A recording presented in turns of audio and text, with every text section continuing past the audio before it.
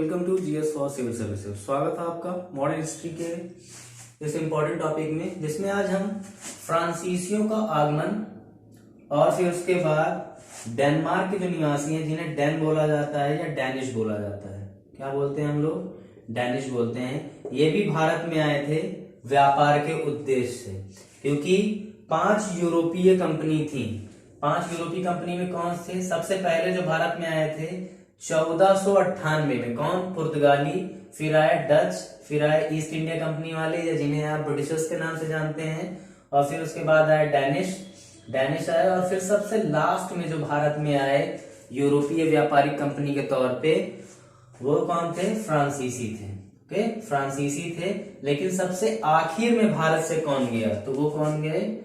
1961 में पुर्तगाली भारत से आखिर में जाने वाले यूरोपीय लोग थे। ओके, यूरोपियंस थे। तो शुरू करते हैं हम लोग फ्रांसीसियों के आगमन से लेके। तो बाकी सारी जो यूरोपियन कंपनी थी वो अपने आप को यहाँ पे स्टैब्लिश भी कर रही थी, और धीमे धीमे जब फ्रांस ने भी भारत के वैभव और यहाँ के संसाधनों को देखा तो वो भी आकर्षित हुई।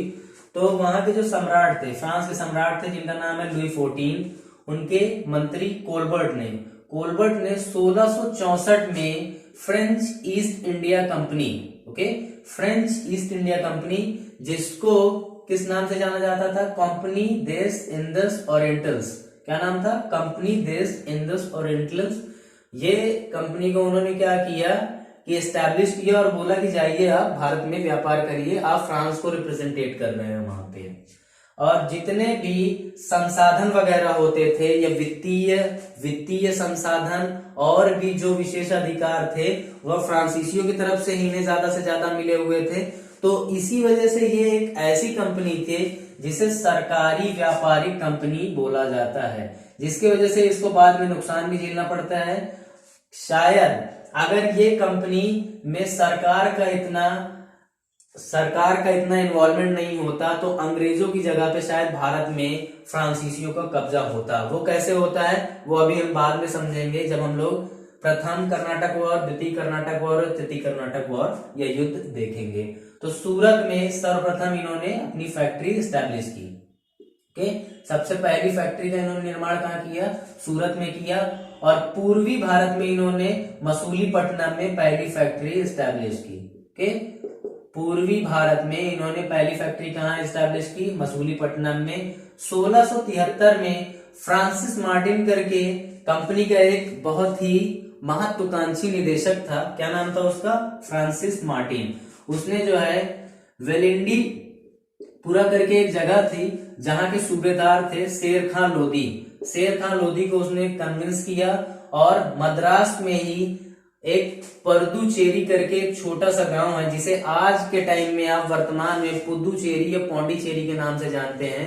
उसने शेर खान लोधी से उसे खरीदा और उसे डेवलप किया। ओके, जो कि बाद में फ्रांसीसियों का जो है गढ़ बना या हेडक्वार्टर भी जिसे कह सकते हैं आप। ओके, फिर 1674 में बंगाल में शाइस्ता खान, जो बंगाल के नवाब थे उस टाइम, उसको उन्होंने कन्विंस किया और चंद्रनगर नाम से एक जगह जो है उन्होंने प्रदत्त की किसे? फ्रांसीसियों को। और 1690-92 में वर्तमान के बंगाल के चंद्रनगर को उन्होंने स्टैब्लिश किया। और चंद्रनगर और पुदुचेरी ये दोनों अंत तक किसके कब्जे में थे? ये दोनों अंत तक किसके कब्जे में थे? फ्रांसीसियों के कब्जे में थे। और यहीं पे उन्होंने फोर्ट लुई का एस्टैब्लिशमेंट भी कराया, फोर्ट लुई का निर्माण करवाया। तो ये हो गया फ्रांसीसियों के आगमन के बारे में। फ्रांसीसी किस तरीके से आए, उन्होंने अपने आप को किस तरीके से एस्टैब्लिश किया। और फिर डेनमार्क के लोग भी आते हैं। ओके, डेनमार्क, और 1616 में ये आते हैं। डेनमार्क ईस्ट इंडिया कंपनी का निर्माण कब होता है? 1616 में। देखिए, मुझे पहले से इसका सीक्वेंस बता देना चाहिए था, लेकिन यहाँ पे चीजें कुछ इस तरीके से लिखी थी, इसी वजह से जो है डेनमार्क वाले को मैं आखिर में बता रहा हूँ, इसके पॉइंट्स भी बहुत कम है। तो 1620 में त्रैंकोबार और 1676 में श्रीरामपुर जो कि बंगाल में है। ओके, श्रीरामपुर में इन्होंने व्यापारिक फैक्ट्रियां जो होती हैं, कंपनी जो होती है वो उन्होंने स्टैब्लिश की। लेकिन 1845 में उन्हें यहाँ का व्यापार बहुत ज्यादा सूट भी नहीं किया और यहाँ पे उनसे बड़े व्यापारिक प्रतिद्वंदी पहले से उपस्थित थे। इस वजह से उन्होंने 1845 में जो उनकी डेनमार्क ईस्ट इंडिया कंपनी थी, उन्होंने अंग्रेजों को बेच दिया और वो वहां से चले गए।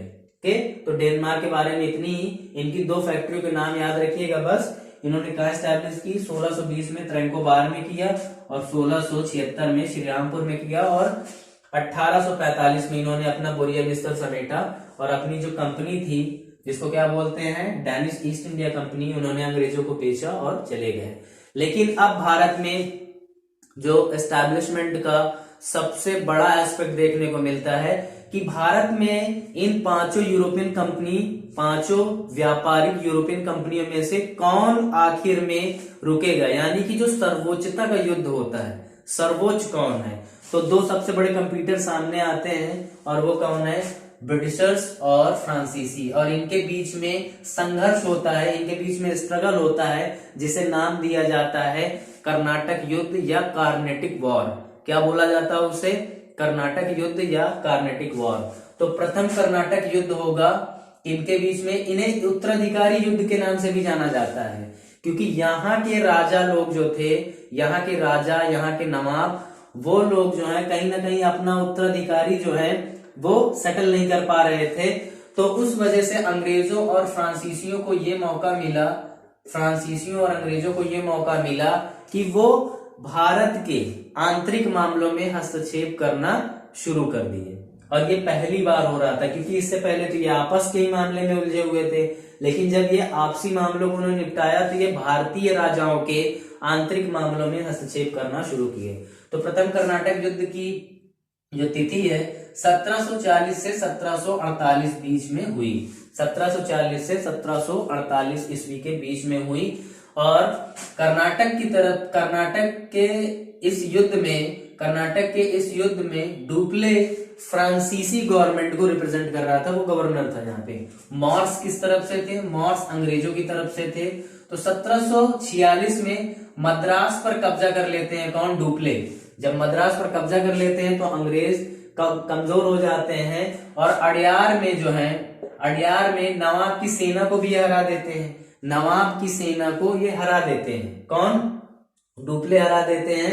लेकिन इस पूरे युद्ध में फाइनली रिजल्ट क्या निकलता है कि एक्स ला शापेल की संधि होती है, एक्स ला शापेल की संधि होती है और उसमें जो है ये ट्रीटी साइन की जाती है कि मद्रास अंग्रेजों को वापस कर देंगे, कौन, फ्रांसीसी। और नॉर्थ अमेरिका, क्योंकि देखो अंग्रेज और फ्रांसीसियों के बीच का जो युद्ध था उनके पड़ोस होने की वजह से भी हो रहा था।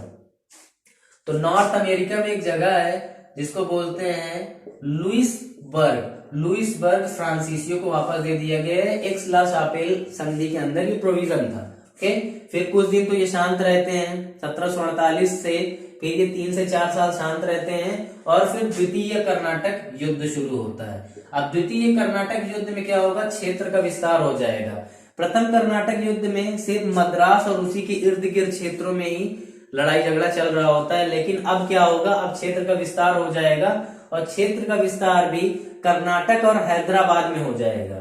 कर्नाटक में अलग उत्तराधिकार का युद्ध चल रहा होता है और हैदराबाद में अलग चल रहा होता है। तो 1751 से 1755 के बीच में कर्नाटक का द्वितीय युद्ध होगा, जिसमें मुजफ्फर जंग और नासिर जंग के बीच में जो है, नासिर जंग के बीच में क्या हो रहा है कि गद्दी को लेके युद्ध लड़ रहे होंगे और नासिर जंग को समर्थन कौन दे रहा होगा, अंग्रेज। और अनवरुद्दीन और चांदा साहब कर्नाटक के अंदर जो है उत्तराधिकार के लिए लड़ रहे होंगे और अंग्रेज जो है अनवरुद्दीन को समर्थन कर रहे हैं। लेकिन यहाँ पे चांदा साहब जो है सक्सेसफुल हो जाते हैं और चांदा साहब का लेकिन बाद में हत्या भी हो जाती है, तो उनकी जगह पे मोहम्मद अली जो है यहाँ पे सम्राट बनते हैं। फिर 1749 में तंजावुर में उत्तराधिकार का एक युद्ध होता है, तंजावुर में उत्तराधिकार का युद्ध होता है। यहाँ पे क्लाइव वगैरह भी रहते हैं। अर्काट भी जो है इसमें एक महत्वपूर्ण स्थान रखता है। अर्काट पे 1751 पे विजय कर लेते हैं कौन, क्लाइव और लॉरेंस, ये लोग जीत लेते हैं। लेकिन फ्रांसीसियों को भारत में अपने आप को न एस्टैब्लिश कर पाने में उनके इस पॉइंट का, इस यानी कि सरकारी व्यापारिक कंपनी होने का बड़ा नुकसान उठाना पड़ता है, क्योंकि डुप्ले जो कि एक जबरदस्त स्ट्रेटजिस्ट था, उन्होंने जिस तरीके से द्वितीय कर्नाटक युद्ध में अपनी स्थिति को मजबूत कर रहा था, अचानक से फ्रांस की तरफ से फरमान आता है और डुप्ले को वापस बुला लिया जाता है। उनकी जगह पे एक नया गॉडियू करके एक नया गवर्नर जो है यहाँ पे नियुक्त किया जाता है, जो कि अदूरदर्शी था, मतलब कि उसके अंदर दूरंदेशी नहीं थी, जीरो दूरंदेशी थी। और फिर फाइनली द्वितीय कर्नाटक युद्ध का क्या हो जाता है, पौंडीचेरी की संधि हो जाती है, पौंडीचेरी की ट्रीटी हो जाती है। जब पौंडीचेरी की ट्रीटी हो जाती है तो यहाँ पे ये एग्रीमेंट हो जाता है कि ऐसा है, आप अपनी सेना को पीछे करिए, हम अपनी सेना को पीछे करते हैं। जिन जगहों पे अंग्रेजों ने कब्जा किया है फ्रांसीसियों के, उन्हें वापस दे दिया जाएगा और फ्रांसीसियों को अंग्रेजों की जगह देनी पड़ेगी। लेकिन इस पौंडीचेरी की संधि के साथ सबसे बड़ी समस्या ये थी कि यूरोप में 7 ईयर वॉर्स या सप्तवर्षीय युद्ध शुरू हो जाता है, किसके बीच में, फ्रांस और इंग्लैंड के बीच में। और पौंडीचेरी की संधि यहाँ पे क्या हो जाती है, फेल हो जाती है। फेल हो ही जाएगी क्योंकि युद्ध हो गया तो अभी संधि का कोई मतलब ही नहीं है। तो तृतीय कर्नाटक वॉर होता है कहाँ पे, 1758 और 1763 के बीच में, 1758 से 1763 के बीच में होती है, जिसमें काउंट दी लाली जो है, जो कि गवर्नर होते हैं, कहाँ के, जो गवर्नर होते हैं फ्रांसीसियों की तरफ से, और 1758 में वो भारत आते भी हैं। और उन्हें जो है भारत में जो परिस्थितियां उनका उन्हें ज्यादा अंदाजा नहीं होता है, और अंग्रेजों की तरफ से क्लाइव और वॉटसन लड़ रहे होते हैं। फिर चंद्रनगर वांडीवाश का युद्ध होता है, ओके, वांडीवाश का युद्ध होता है जो कि कील मानी जाती है कर्नाटक युद्ध की। इसमें यह होता है कि फाइनल हो जाता है कि भारत में कौन रूलिंग पावर रहेगी। तो 1760 में वांडीवाश का युद्ध होता है, जिसमें से आयरकूट रिप्रेजेंट कर रहे होते हैं किन्हें, ब्रिटिशर्स को, और फ्रांसीसियों को यहाँ पे युद्ध में हरा देते हैं। ये पौंडीचेरी और मद्रास के बीच में एक छोटी सी जगह है, वहीं पे ये युद्ध होता है और फ्रांसीसी बहुत बुरी तरीके से हारते हैं। और फिर पेरिस की संधि हो जाती है, कब, 1763 में। और पेरिस की संधि में खाली दो ही जो सबसे इंपॉर्टेंट प्रोविजन है जो हमारे लिए जानने जरूरी है, उसमें यह हो जाता है कि अंग्रेजों को सीमित कर दिया जाता, अंग्रेजों के द्वारा फ्रांसीसियों को सीमित कर दिया जाता है चंद्रनगर में और पौंडीचेरी में। और सबसे इंपॉर्टेंट चीज फ्रांसीसियों को ये बोल दिया जाता है कि अब आप भारत में सेना नहीं रखोगे, सिर्फ आप अपनी व्यापारिक गतिविधियों को आप क्रियान्वित कर सकते हैं और बाकी कुछ नहीं। तो ये तीनों संधियां जो हैं, एक्सला-शापेल की संधि, पौंडीचेरी की संधि और पेरिस की संधि, इन तीनों को याद रखना है आपको। और प्रथम कर्नाटिक वॉर कब हुआ, सेकंड कर्नाटिक वॉर कब हुआ, तो ये याद रखिए। तो आई होप कि आपको ये समझ में आया होगा। तो thank you for watching the video.